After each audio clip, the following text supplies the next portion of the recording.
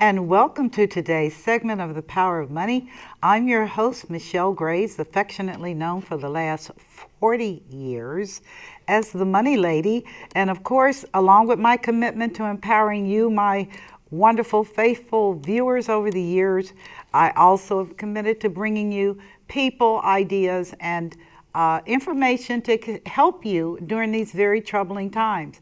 I have never, in all of the years I have been in this industry, which is well past 40 years, I've never seen anything like what is happening in our country, in the world, in our economy, in our money. Everything is up in the air. And today's guest, who I am actually very delighted to have, Bill Thurman, is going to be talking to you, those of you in the work world, in the business world, about 401ks as well as indexed universal life contracts. These are two things that are very, very, very important today. Wrong decisions are going to cost you a lot of money. So I'm going to let him introduce himself. I'm going to let him begin to share what his experience and knowledge base has been, which has been exhaustive. And without further ado, Bill Thurman, how are you doing today? I'm doing great, Michelle. Thanks for having me. Oh my gosh, I'm so delighted. We've been trying to do this for 2 years. We're both so busy. I know. It's supposed to get slower when we get older, you know. I'm a firm believer if we didn't keep time, we'd have plenty of it. But anyway. But anyway, no, I've been around in the financial world since 1991, and I retired back in 2016. We'll share a little bit of that later, but because of a health issue. But I also in 2009 had changed my business platform from being an insurance agent to becoming a consultant. And a lot of people said that was a bad decision. Don't do that. But our business quadrupled when I became a speaker and a book writer and a trainer and all that kind of stuff. You know, sometimes you got to take risks, and without risk, there's no reward. Sometimes, you got to go get that reward. Totally agree with that. I've been doing this for a long time. I meet a lot of people. I got 2 more Zooms after this. I do a lot of training. I work about 20 hours a week. That's about where I can work. About the most I can take. Because of my current situation with my health. But other than that, it's funny how much you can get done if you apply yourself in the little time that you have. It's amazing. It's amazing. The whole issue I have today with so many people who are not successful is because they have not valued time and they have not maximized their time, and therefore they don't achieve the same goals that they could achieve if they were willing to be focused on that. Absolutely. Yeah. Absolutely. So I hear you. And I think one of the other issues that I find is that I teach time management. And people say, well, I mean, it's part of it. I do coaching. I do coaching and I do training. And I tell people it's not the same. Coaching is motivational and training is educational. You see what I mean? Yes, I do. So a lot of groups out there just do one or the other, but I do both because I want people to understand that, with time management, it's like you're really good at that. But when we first met, we had a call and I missed it by 5 minutes, so we had to redo it. And that's how you do it. You got to tell people, listen, nothing personal, but I've got this to do. Like I've got a call at 11:30, so I got to be on that call. And yes. And time management really isn't that difficult to achieve. It's just all about discipline. It is. It absolutely is, and some people tend to minimize it, but I try to stay away from those kind of people because there's no way you are going to affect my time management. Just because you can't handle it, that's on you. I don't judge, I don't criticize, but I don't engage because the end game is zero. I can assure you they are like a rat in a spinning cage, round and round and round, and at the end of the day, you're not going to see a whole lot because they didn't manage the time they had been given. So I get you, Bill. I really do. So what are we going to talk about today? Well, today I'm going to share with a lot of people have some reserves about What should they do with their retirement? What, should they even count on it nowadays? I mean, like you said, you hit it on the head.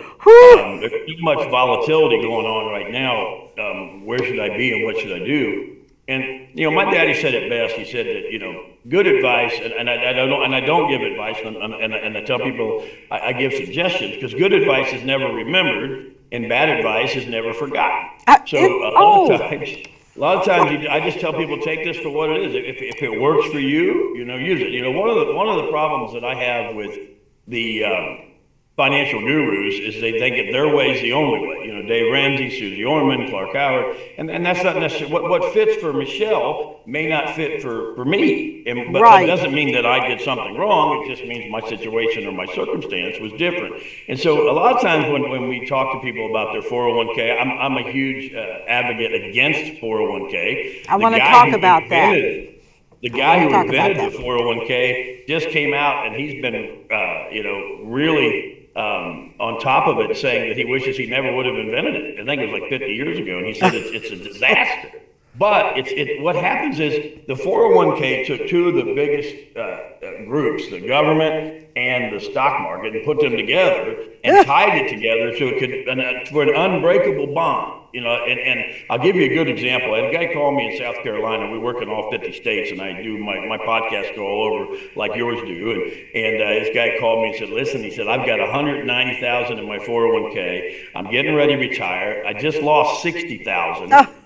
How do we stop this?" And here's the saddest thing about the 401k. First of all, they don't tell you this until you retire, number one. Secondly, a lot of times you're handcuffed. He can't do anything until he retires. Can't do nothing. Now he can move that money into cash, and therefore it will no longer absorb the loss, right? But he doesn't make money, but it'll stay at the 190 mark, right? Right. And I said, maybe that's what you do. I said, but unfortunately, you can't move it to your 59 and a half or until you retire, till you leave the company, whatever. Well, that was deliberately set up so people couldn't get out of it. I got it.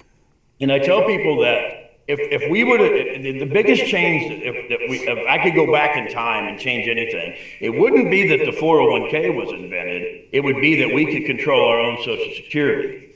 Yes. Because if you would look at Social Security, the majority of people put in $5 to $10 million over a lifetime, and then they're given a piddly $1,200, $1,500, less than 1.5 or 2% of their money. If you just invested that at 5%, you'd be drawing $85,000 on your Social Security on the money you put in. You see what I'm saying? So if I could change anything, that would be something I would go back in time and change. The other thing I would change, Michelle, is that a lot of seniors don't know this until it's too late. When one of the spouses die, you lose one of the Social Security. Right. And that blows my mind. And I don't care if you're Republican or Democrat. That don't mean nothing to me. We are people, and we're people that should stand together on this stuff. And we should say, listen, well, why is that fair? It automatically changes somebody's circumstance overnight.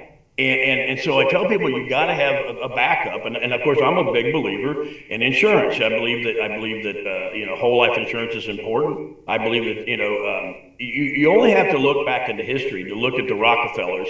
They're one of the richest families in the world. They've been the richest family, if not centuries, for decades. And why is that? Is it because they put their money in 401ks? Nope. They put their money in investment grade life insurance, and they knew the value of passing money on tax free. I talked to a gentleman the other day, and he was one of the men that followed what I said 30 years ago, and he had a policy on his father for $700,000. His father had a policy on his partner for $1 million, and when they broke up the partnership, the father kept the $1 million on the partner, and when the father died, he left it in the trust for the trust to continue to fund it. So when his dad died, he got $700,000 tax free. When his dad's partner died 6 years later, he got another $1 million tax free. So the biggest point I try to make with the 401k is that you're going to pay an absorbent amount of taxes when you retire, okay, if you take the money out. I tell people, when I'm trying to get people to listen, I say, listen, if you had $400,000, Michelle,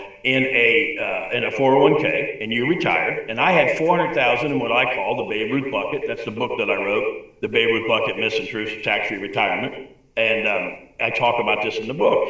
And I have $400,000 in my investment grade life insurance policy. I get the entire 400,000 when I retire tax free. You, on the other hand, are going to pay about 37 to 50% on your 400,000. So your 400,000 becomes 200,000. So I always tell people, which one would you want to talk about? And most people say, I want to talk about the other one, right? And that's where we go. But I think if all you have to do is go back and look at history. In 2008, the 401k lost 37%.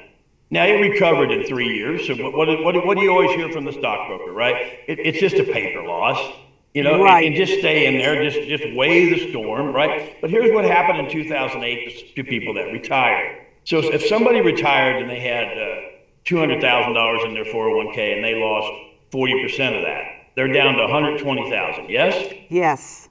Okay. And they have to pay tax because they're taking money out. Yep. They lost money and they have to take money out. It's called the trifecta effect on a 401k. Because they're at retirement age, they have no choice but to take their money out. So now they're getting hit. Their bucket now has 3 holes in it, right? They're losing money, they have to take money, and they're paying taxes. Yeah. And if you want to increase, you can almost double your retirement if you go to a tax-free mindset. In other words, if you do what the Rockefellers did, if you do what the wealthy do. The wealthy don't have 401ks. Look it up. You can Google it. They do not own 401k. The 401k, and I'm just being brutally honest, was deliberately set up to keep us at a certain level and to keep us away from the wealthy that don't want us to be in their neighborhood. I'm sorry, but that's the truth. And it's unfortunate. I got it, Bill. But what can we do for the average working American?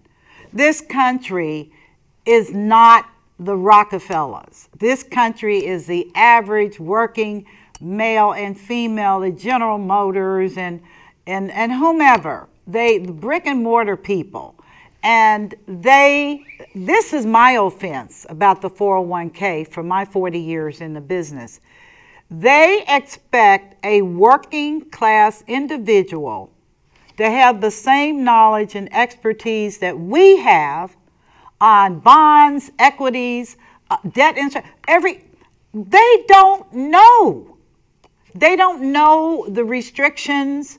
They don't know how. All they know is that it's, quote, tax-free money. And I have to tell them, no. It is definitely not tax-free money. You didn't pay taxes going in, but you're definitely going to pay taxes to get out of that puppy. So I understand what you're saying, but what is the answer? Because we can't change Social Security, Bill. I think it's horrible that when a husband dies, the wife is left to live on a pittance. I think that's offensive. The same with a woman. If she's a primary earner and they both get a check, but she dies and he's got to try to live off of that. We do not have, I don't think, the power at this time in history to tar and feather these folks. We don't. And I'm in your industry just like you're in mine. But how do we begin to raise awareness so that people can begin to make decisions? Give me some solutions here. Let me tell you what I live by. It's on the back of my book, one of my favorite quotes, and it's a quote that I came up with is, complication is the enemy of execution. There's a reason why they make it complicated. They don't want you to do that, okay? They want to they want to dumb down the public, and they've done a pretty good job of it. But I'm a simple solution guy, right? I tell people that, we can sit here and talk for, I can talk for hours, but my lives are 20 minutes. I tell you what you need to know, and we move on. My book is 110 pages. It shows you how to clean your 401k through an IUL. It shows you all kinds of stuff. And I don't know if I've got you a copy, but you'll get your copy before you can say yes, so I'll get you one. But anyway, the point is, here's a simple solution. And people, I think outside the box, but and a lot of people don't. I kind of mentioned it earlier, but I didn't get to elaborate on it. The guy that did the insurance on the father, the $700,000. Yes. Okay? Let me show you what my wife's kids did. I'm in a blended family. We have 9 kids, 14 grandbabies, and me and Angie have been together 14 years. And one of the things, she's a little bit younger than me. She's 47. And what I told her kids, I said, listen, before you go put money in a 401k, before you go and do all this investing stuff, I'm big on passive income. I think you should buy rental properties. I think you should buy things to create income for you. I think you should be debt free, all those things. But I also think you got to learn to live in your means. Live comfortable. Don't live above your means. Yes. And so one of the things I did, and they're all adults, and I said, listen, if you guys, and my kids had already done this on me. My kids own a $2 million policy on me, 4 of them. So they're going to split $500,000 a piece tax-free when I pass. So I'm giving you a solution here. So I told them, I said, how much can you guys do a month? Well, the one kid, so I'm putting in $250 in my IUL. I mean, in my 401k at work, because they're matching it and everything else. And I'll go over why you shouldn't match in a second and why you can do the other and still get a match. But anyway, so back to my point. The objective is they all put $100 in a bucket, right? And they bought a $3 million policy on their mama. And so they're going to divide that up when she passes tax-free. Now, people say, that's kind of morbid. Why would you insure your parents? Well, first of all, they insured you while you were younger, number one. Number two, it does two things. One of the great things that the IUL or the investment grade whole life, or the PUL, whatever you choose as a vehicle in that position, does two things. One thing is, if she were to get Parkinson's disease, if she were to get Alzheimer's, if she would have any kind of situation in her life, she would have living benefit. Yes? Okay? And so instead of the kids having to break down and have to pay for her nursing home or have to use her assets, they can use that $3 million policy, 50% of it, to take care of mom. That's perfect. That solves a whole lot of problems. Yes? Yes. And so that would be one of the solutions. The other solution would be that if you start looking at what you're like, I have a thing in my book called The Tale of Two Participants, and I take two people, both are 35, and they both are putting in basically $7,000 a year in their 401k, and when they retire, they both want to draw a certain amount of money. Well, for the person on the 401k side that wants to draw 70,000, let's say, he has to take out 100,000 just to pay the taxes to get his 70,000. And in most cases, a 401k only lasts between 7 to 9 years when you retire because of the tax situation and the circumstance. Now, not only is that a problem, but now when you pass it on or start your 401k, you have to have that money out of there and spent within 10 years. A lot of people don't know that's a brand new law that they put into place. Whoa! So that's why I teach people to take that 401k and roll it through an insurance policy, clean it out, get your taxes.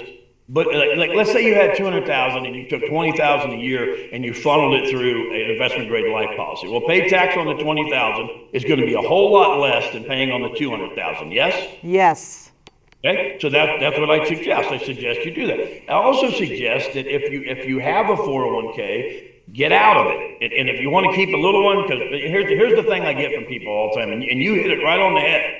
They are not educated about what it really does until it's too late. You hit it right on the head. They don't tell you. And even if they did tell you, most people don't understand it. Nobody's going to read the prospectus. No. The biggest problem that they don't see is that they're getting charged 2% for their 401k to do what? For me to watch it go up and down? You're not doing anything to help me. I can't even get a hold of HR but once a year to change my format, right? So anyway, but I tell them that, listen, if you have a boss that participates in giving you a percentage, match, 6%, whatever, I said, that sounds great, but all he's doing is increasing your tax problem when you retire. Now, here's what I would suggest, and I tell agents all the time. I said, why don't you go in there and tell them, people don't realize you can do an IUL, investment grade whole life, through payroll, and your boss can match it. Now, what is the advantage to the employer and the employee? Well, the employee says, okay, great. So I can get a plan that's going to give me all these living benefits. And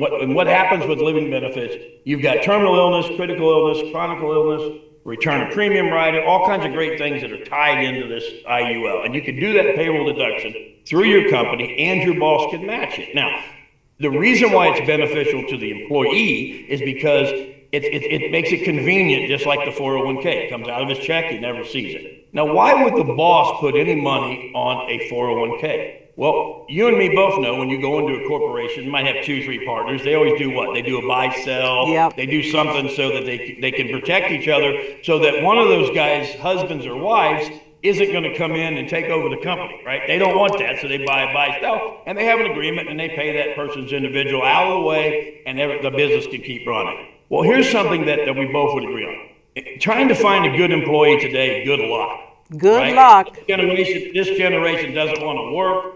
It's embarrassing that the stuff that I see. These kids just think it's going to fall out of the tree. I don't know. I don't get it. And so, and a lot of parents, I mean, kids are staying at home now till they're 30. You know what I'm saying? And so what I would suggest is that when you're doing when the employer is doing the match, here's how I sell him on that. I said, listen, you put 6% on Michelle's policy.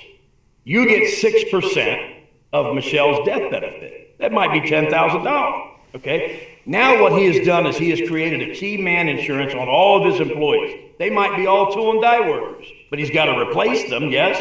Now here's the benefit for the employee. The money that's going in to his cash account, if he leaves, dies, whatever, or retires, he gets that. That doesn't go back to the boss. The only thing the boss gets is he gets a percentage of the death benefit.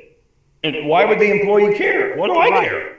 Right. Yeah, it means I'm important to you. Yes. And so that's what I try to tell a lot of these people that are saying, hey, I can't compete with the 401k. Yes, you can. You can destroy it. And if you get the employer and the employee to go with that, a lot of times they'll let you come in and you can share that with the entire group. At lunch break, I did a lunch break at EK Steel one time. 150 people in the audience, and I told them about this, and they were just shaking their head. Why does nobody tell us this, right? That you go in, we're groomed at a young age to go to school, right? From 8 o'clock till 3 or whatever it is, right? And I have a huge problem with that. Why are we sending kindergartners to school for 6 hours? Okay, let's just admit it. It's a babysitting thing. It's all it is. There's no reason on God's earth that a 5-year-old has to be in class for 6 hours. 1 hour is enough, and then let them be a child.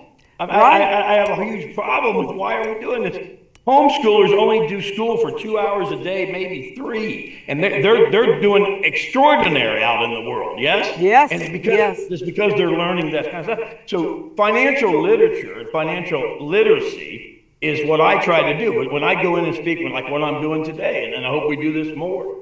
People, they really don't understand it's a simple fix. I can insure my parents. I can buy something on myself. Let's say that somebody's not healthy, because these are qualified accounts. You have to qualify. You have to be healthy. Well, find a different conduit. We had a gentleman that had $2.5 million, and he said, listen, I don't want to put $2.5 million in an IUL. Now, I said, well, that's fine. Why don't you buy 10 of them on your 10 grandkids? $250,000 dump on a low insurance cost product?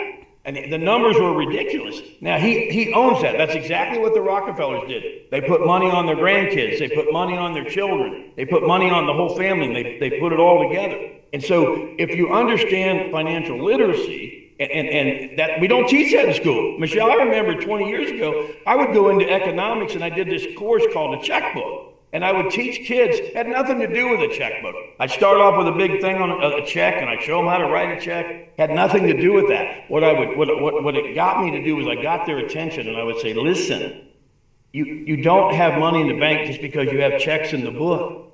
Right. You have to learn. You have to teach, and they don't do it anymore. I used to go in everywhere I'd speak. I say, listen, I'm not coming to town unless you get me into a high school or junior high, so I can share how these kids. They need to know. I'm not against the stock market. I got a stockbroker who works in our firm. I'm not against it. I'm against 100% being in the market, and I'm fully against having your money in the stock account when you have to live on it for the rest of your life. That's a huge mistake. That's a huge mistake. And the problem is that, I'll give you an example. I did a seminar, and after I was done, the lady come up and she wanted to talk to me. She wanted to talk to me privately. And I said, okay, fine. And she said, she goes, I really enjoyed your seminar. You really gave me a lot of knowledge. She said, but I have a $250,000 IRA that my husband left me. And she goes, and I can't buy my medicine. I got to make a choice. Do I buy medicine? Do I buy milk? I got to make a choice. I said, well, why aren't you using the $250,000? She said, well, I'm not 70 and a half yet. I said, well, how old are you? She said, I'm 63. And I said, you can draw at 59 and a half. I said, who told you couldn't draw? She said, my stockbroker. Wonder why. Yeah. And I just looked at her and we ended up helping her. But I was like, and you know what gets me the most? There's so much money out there for everybody. Just be honest. Yes. Give me Christmas. But Bill, now come on, in all deference to our industry, because it is our industry, and I'll give you a case in point on this subject. I was having lunch at a restaurant here in town, very well known, and I was by myself, and I had a bowl of soup, it's something simple, and there were 3 gentlemen behind me. It was a young whippersnapper. I call them whippersnappers for you young people. And then there were 2 older gentlemen in my age group, 70s. And they were telling him, we want out of this. This is, we see it coming. We want out of this. And this guy, he told them, they said, we won't have enough money to live. And so I did the math and I said, you surely won't.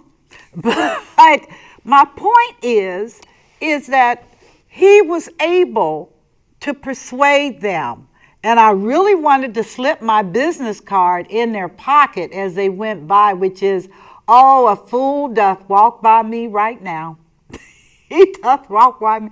Because we as a nation are not interested in literacy, because literacy facilitates empowerment to make your own decisions. And you don't necessarily need, and I'm not disparaging stockbrokers. Get over it, guys. You make a lot of money that you didn't earn. But my point is that people are so scared to do anything, Bill. And so what do you suggest? Because this show goes all over, including New York City now. It's a lot of people. I suggested they get a hold of me and you can help them change their portfolio. Well, you already know. You still write business. I just teach it. So we'd be a good tandem. Yeah. We need to get on. We need to get on stage. That thing I miss being on stage. I love being a showman. I love being and that's something that hopefully me and you can do. I would love to do a thing with you on stage where we could just really let people see that people can get along, people can get together, people can be right-minded and still be different people. It's okay. It's perfectly okay. Yeah. What isn't okay is what I call the flim-flam game, which is when legislators put into motion as a finality, meaning we're stuck with this unless we can change the legislation. And go ahead. And so where are we? And I don't have a problem with being on stage with you, Bill, because I do seminars and I've been on stage for years. But my frustration. We would blow it away, Michelle. Yes. You know, the thing I tell people, if they can't eliminate us, they want to control us. Right. I mean, we've got to start being honest with ourselves. I love being American, and I'm just an American. Me too. I'm an American. And I'm born and raised here, and my family came from Europe, and I could tell all the stories about that. But I'm here now, and this is what I'm dealing with. And I tell people all the time, I said, the thing about what changes can I make? They're really simple changes. Just change your direction. Again, you and me mesh really well. You're getting the point. You've got to be literate about financial stuff. You cannot just be literate. I can read a book. It's so funny. They kept people from being able to read for years, right? My sister, when my father died, she said, "When do we get to read the will?" I said, "Well, first of all, he's not even in the ground yet." I said, "But here's the thing." I said, "They don't read wills anymore." And she said, "Why not?" I said, "Because people can read." Can you imagine the dishonesty that went on back in the day when people had the attorney?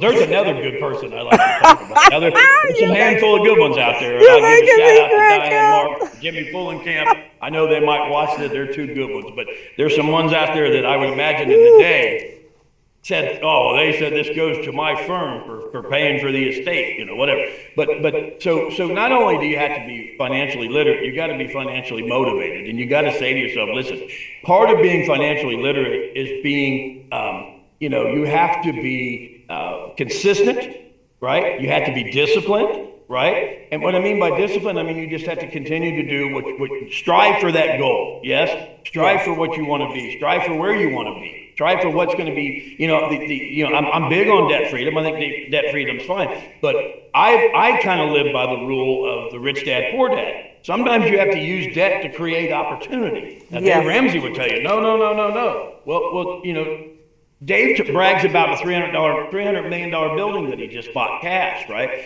And the people that he's dealing with are people that could never imagine ever buying a building for $300 million cash. And me and you both know, if we were really to go behind the scenes, there's no way on earth Dave Ramsey put $300 million cash in a building. There's no way. You'd be a fool. No, why? Why? And so That's crazy. We try to teach people to use other people's money. Like I tell people all the time, a lot of the wealthy are self-insured. And I said, the only thing worse than the stock market is being self-insured. And this rich guy said to me, I got $3 million in the bank. What do you mean it's worse than stock market? I said, you're one major catastrophe of not having $3 million in the bank. Why would you not use the things that are in your wheelhouse? You can use. You have car insurance, home insurance, life insurance. There's all kinds of insurances that you can have, but they protect you, right? And the best thing about insurance that I tell people is, I hope you never use it. I really do. But long-term care is a big seller, right? Yes, it is. Yes, it is. And here's the fact. Here's the fact about long-term care. And that's one thing great about the IUL and different types of annuities. They have living benefits where they protect that. You don't need a long-term care policy because it's in the IUL. It's already taken care of. But let me give you an example of the long-term care real quick. Long-term care is like $100 billion a year industry. It's a massive industry. Yes, it is. They pay less than 17% out. Okay, now, it tells me two things. First of all, the insurance companies have tons of money, and if you're going to put your money anywhere, that's where I would put it, insurance companies. Before bank. Number two, peace of mind is quite valuable. Yes? Yes. So 80% of the people who have long-term care never use it. 80% of people who don't have long-term care need it. There's something to be said about sleep insurance. And Michelle, that's what we push, is sleep insurance. And if you're worried about your stock account, and you've probably seen this. I've been into homes where people have a stack of their stock account envelopes. Yes. They won't even open them. They won't open them. They're scared to death. And the biggest problem that you can do in life is do nothing. That's the scariest thing, is to do nothing. If you just sit there and say, "Oh, it'll get better," you gotta be proactive in your own portfolio, or you're not going to have one. Well, the reality is, with most people, as they're soon to find out, because you and I know what's coming down the pike, $30 trillion in government debt, and the machine keeps rolling. Who's going to pay for this, Bill? Well, the unfortunate thing is it's going to be future generations. They don't pay for it. But the scary thing is, you got all this stuff out there talk about how they're going to do away with money and all this other stuff. No. And if you really knew the facts about the dollar, it hasn't been backed by gold since the 1970s. And people don't even know. Right, not since Dick Nixon. Money is worthless already. Yeah, okay? It is. Worthless. So I would push very hard to be debt-free, because when you're debt-free, and that's probably the only thing I agree with Dave Ramsey, when you are debt-free, you can go through a divorce, you can go for losing a job, you can go through an illness, you can go through a lot of things if you don't have debt. If they take the money away from us and you don't have any debt, they can't take away your home, they can't take away your car, because you've already paid for those things. You see what I'm saying? Right. So I think but you also can't live in doom and gloom. You can't sit there and go, well, they're going to eventually take away currency and all hell's going to break loose. I don't know, blah, blah, blah, blah, blah. You can't live that way. Just like my mom is 79, she's almost 80, and she worries every day. But I would tell you this, I don't, and I'm being honest, I don't watch the news. I don't whatever either. I need to know, somebody will tell me. Yeah. I don't watch it. And my mom watches it 24/7, and so we took it off of her TV because she lives with me, and she's mad about it, but she's a lot better. She's a lot happier. She's not as angry. She's not worried. She goes, I have to be informed. I said, when's the last time you got a call from the president to ask you what you thought? You know what I mean? And so, but I don't want people to be scared. There's our simple things. Get yourself with the right individual. Get with Michelle. Get with me. Whatever, whoever. And I think that one of the reasons why I keep doing what I'm doing, and I don't have to do this, is because I enjoy it and because I believe that what we do, Michelle, is a ministry in itself. I totally, Bill, there you got it. I was on radio Saturday for an hour. I know I messed up a lot of people's weekends, but I was invited.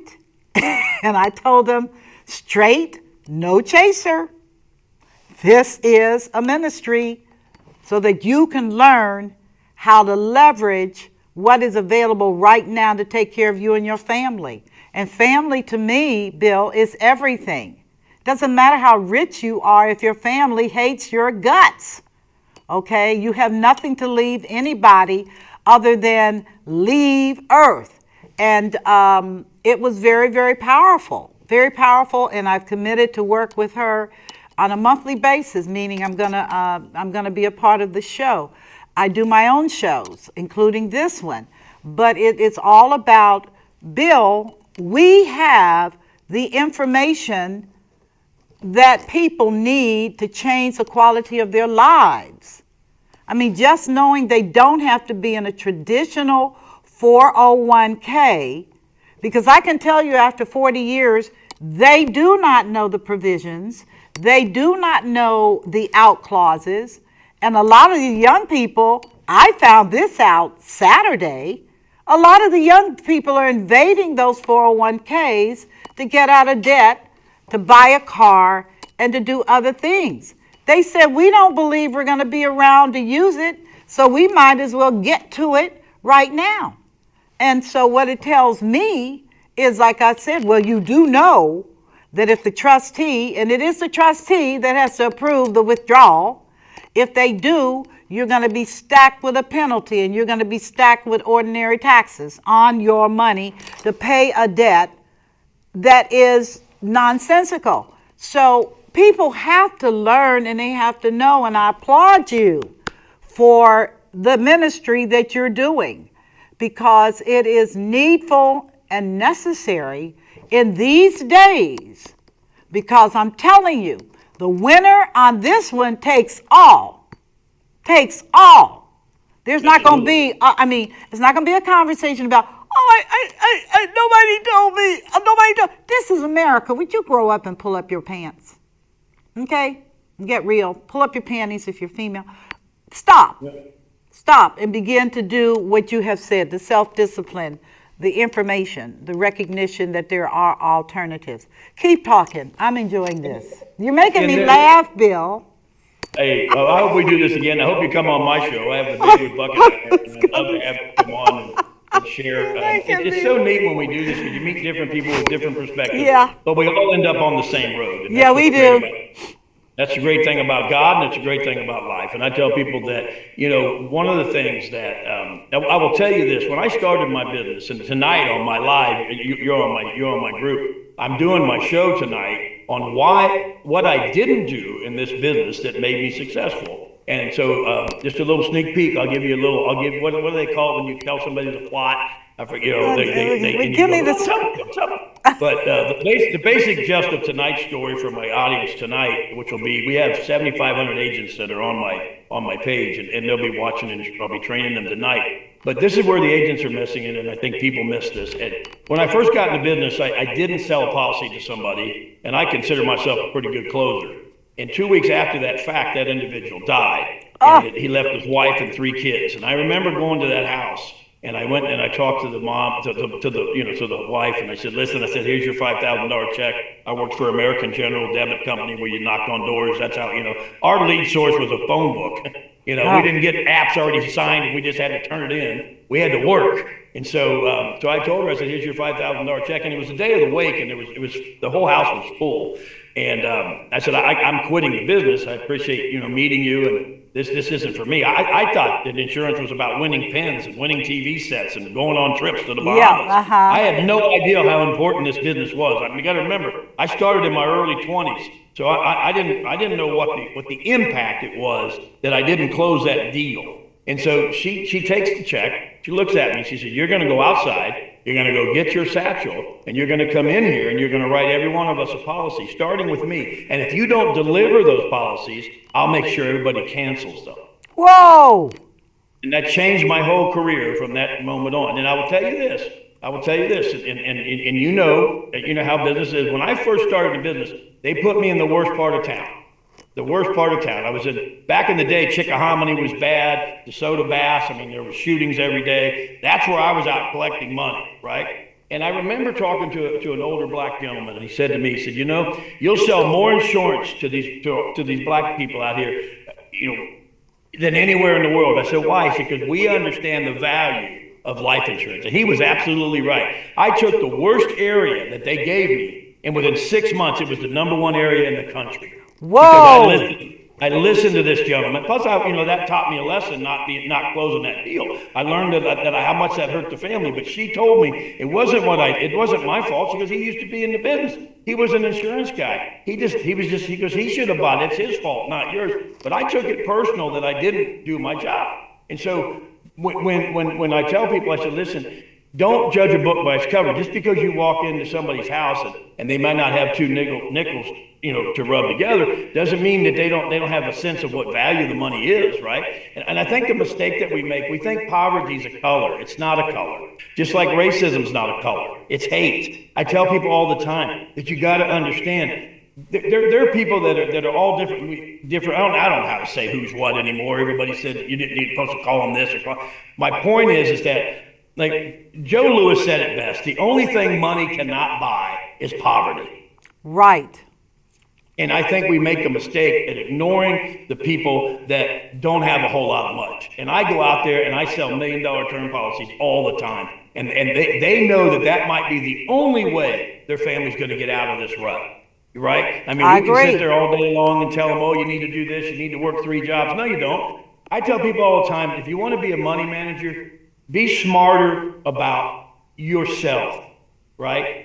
And then it'll come into play. And I tell people all the time that you got to educate yourself. You got to know, what can I do different? And a big part of it, my biggest thing that I tell people that, and it seems just kind of a rarity, but the #1 word that parents need to learn and that people need to learn is no.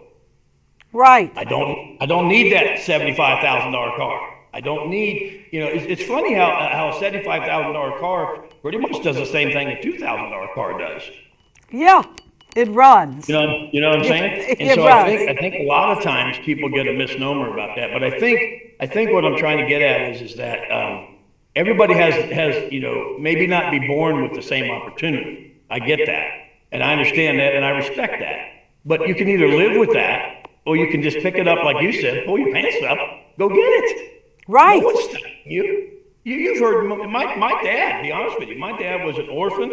He was in and out of foster home. He joined the Army on a false ID just so he could eat. Went in the Army for 6 years, came out, and he built a huge empire. He built nursing homes and hospitals. And this guy had nothing. My dad had nothing. And to sit there and watch how he did it, put himself through school, 10 years of school, got his CPA, got his bachelor's, got his master's, got his almost got his PhD in business, but he didn't finish that. But it's such a great story of my dad, where he was and where he ended up. And I tell people all the time that he could have sat there and said, "I'm an orphan. Who else was an orphan? Babe Ruth." Yeah. Yeah. And I tell people, I can tell you story after story. It's not, I can take you to my house in Fairborn where I was born. It's still there. It's a 2-bedroom shack that's still being held up by 2 pole barns. 2 poles. Yeah. And I tell people all the time, I said, "Listen, it's not your circumstance that limits you. It's you letting your circumstance limit you." Can we talk about that? Because I think in my particular case, one of the things I tell people, much to their amazement, and they say, "Oh, the money lady." I said, "I'm from Kentucky." Okay? I'm not talking about next to the Ohio. I'm talking about Kentucky, known as hillbillies. Yeah, There are black people down there and everybody down there. Everybody doing everything. And we had to work. It's hard work. I saw people with no teeth. I grew up in an environment where I respected the integrity of the person. And I expect the same for myself, which is do no one any harm. Be kind, be considerate, be thoughtful, but have zero tolerance for the game, for laziness, for all that kind of stuff, because America is unique globally in as much as if you want it and you willing to throw down like you do, trust me, you'll get it. It's going to come to you. It's going to come to you because God's not going to deny you. He's not. Now, I don't know about the situation today with these young people, but you have motivated me to think about large insurance contracts for people who have lower income. Now, my question to you, though, is underwriters are going to always question, why would a person making $40,000 a year with 4 kids want to purchase a $1 million contract? And it makes. I'd hate to be the underwriter that got that policy and the individual, and I would underwrite it the right way. I would say, listen, not only is there an insurable interest, Yes. all right, because it's apparent. I said, but secondly, this is going to be used to help this family get out of poverty. Now, I'd hate to see the underwriter write me back and say, well, that's not right. That'd be a hard thing for them to say, but there's an insurable interest, right? There is. And what's wrong with the reason being, I want to take care of my family when I'm gone. The wealthy do it all day long. The wealthy leave millions and millions. They do. Am I treated differently because I'm in a different income bracket? That don't seem too fair. But I'm telling you. The next question would be, how do they afford it? Well, buy a 30-year term policy. And yeah, you're taking a risk. I get that. But, at the end of 30 years, it's over. If the person didn't die, you lost on it. But think about if they did die, then you protect that. Not everybody can afford a whole life $1 million policy on somebody. Right. I get that. Right. It doesn't mean I'm not against term and invest arrest at all. The problem is I'm against term and invest arrest in something that's risky. Right. There's other things you can think about. Like whenever we do an IUL, I always tell the agent, I say, listen, you have to check the box. And they say, what do you mean check the box? I said, well, you and me both know that their $300 a month is only going to buy them $400,000 in coverage. And you and me both know they have 4 children under the age of 5. Why are you not putting a 30-year term for another $1 million or $2 million on it and adding that to the policy? It's just $25 more. Right. Why are we not doing that? See, they don't train agents to think. They just train them to sell. Okay. That's a mistake. You have to solve problems. Well, I know in my case, Bill, I was a young divorcee at that time with 3 children and my own insurance and investment company. And my parents were adamant that if I died, they were not going to be fronting the caregiver bill. And I purchased a whole life contract, and I did $3 million, one on each child, as a term contract. And when they turned 21, the contract lapsed for each child. And so I was good with that, and it really wasn't that much more. I mean, I was the writing agent, but it gave me peace of mind with the knowledge that if I did die, that my children would have significant assets that my parents could use to raise them. And so I still think what you're talking about is quite relevant and quite apropos. But our time is wrapping up. I just got a notice from the producer, and there's so much more that we need to talk about. But I want to say a couple of things just to kind of summarize key points for my viewing audience from this segment today. Just give me some key points. The first and foremost, learn to budget your time, not your money. Okay. That's a big thing. And what I mean by that is what we kind of talked about today. If you don't manage your time and you don't manage the things that you're going to do with your time, it doesn't matter how much money you have. And I think that one of the things that our biggest point today was, you can do things that are different, that are outside the box. You can do things that are going to be more valuable to you in the future, and they're going to be something that's going to be long term, not short term. And I also think the biggest thing that people need to understand that taxes are a powerful enemy to your retirement. Oh, yes, they are. And on that point, viewers, he said it succinctly. And that is that when you're talking about that 401k, if you haven't read your contract, pull it out. Pull it out. If you don't understand how to read it, take your time and Google questions you don't have, that you don't know.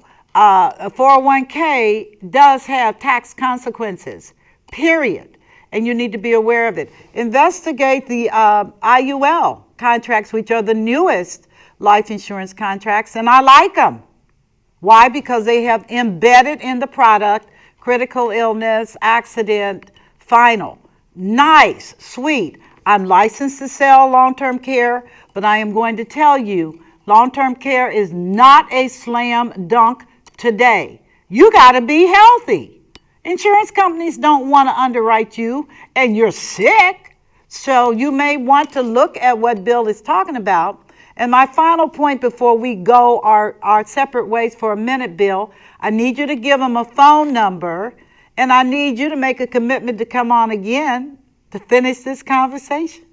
And remember, you got to come on my show. I'll do it. Welcome anytime. I thank you. I thank you so much. I really do. They can catch me at 937-672-1961. And then, of course, on Facebook, it's William Thurman, and I got Preacher Bill next to my name because we'll talk about that another day, but they call me Preacher Bill. And if they go to that, go to my pages, and I have a page called America's Retirement Coach. And if they can join that, I do videos, I do training, I give free stuff out. We have, that page is, another page that we use, so they can do that as well. But they can reach out to me at Facebook. It's William E. Thurman, Preacher Bill. I'm in the Xenia area. You'll see a picture. I got a ball cap. I think I'm one of my cartoons is what do they call those that you're a cartoon? I don't know. But anyway, that's my page. Whatever.